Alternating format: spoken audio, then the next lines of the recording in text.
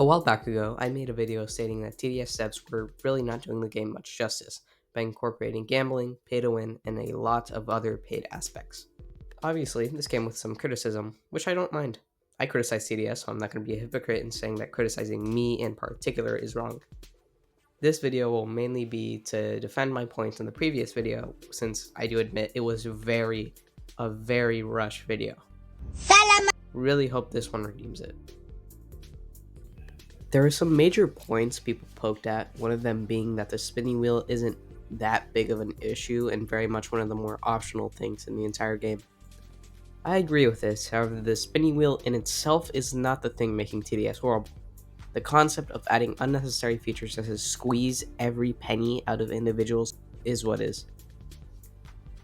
TDS devs, by adding the wheel instead of an actual good, useful feature, have shown that they'd much rather care about money than anything else. The reason I talked about the wheel specifically instead of something like deluxe or premium crates is because people wouldn't want to focus on the fact that TDS devs are pushing out more updates featuring microtransactions instead of universally accessible content, but instead would want to beat me over the head with a hammer because skins are purely for cosmetics.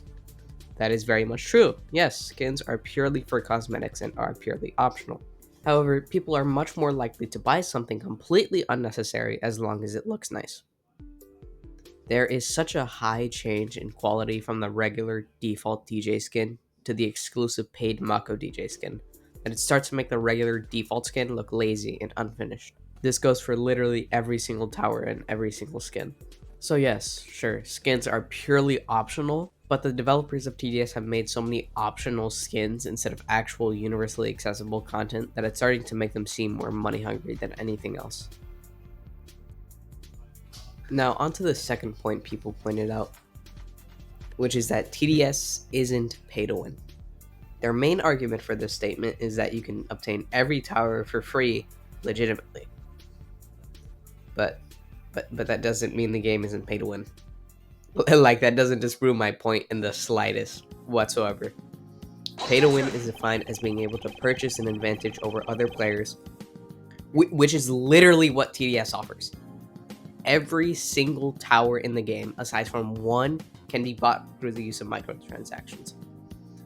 Since you can buy coins, that makes it so you can pay to win towards every coin tower. Since you can buy every single level tower, that makes it so you can pay to win towards every single level tower. Since you can buy every single event tower, that makes it so you can pay to win towards every event tower. Since you can buy every single hardcore tower, aside from Accelerator, which people have already considered mediocre, that makes it so that you can pay to win towards every single hardcore tower. Literally every tower but one can be bought, making TDS pay to win.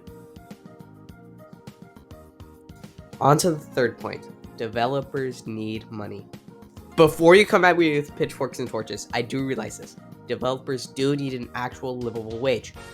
But doing some basic research makes you realize that maybe the developers aren't exactly living in a small shack. Let's take a look at the most recent Game Pass added into the game, aside from event towers, Gatling Gun. Taking a look at the upvotes and downvotes, we can get a very low ball on how many people bought Gatling Gun, since you have to actually have the Game Pass to vote on it.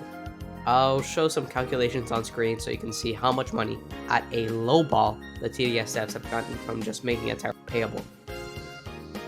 The developers have made thousands of dollars from one Game Pass. Think of how much money TDS devs are making from premium payouts, or the Engineer Game Pass, or VIP, or literally anything else.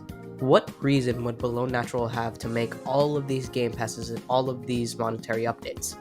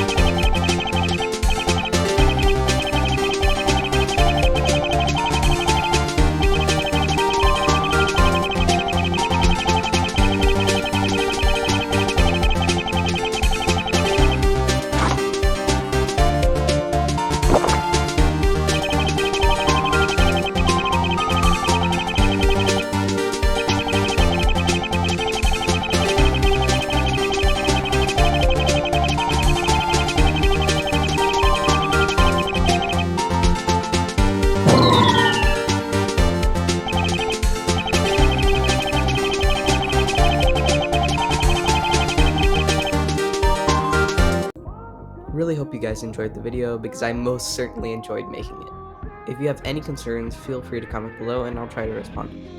As a really quick summary, TDS devs might be money hungry, but we won't know until we see how much they get paid. Yes, TDS is pay to win. Yes, TDS has done scummy stuff. No, TDS is not a bad game. Thanks for watching, and have a good one.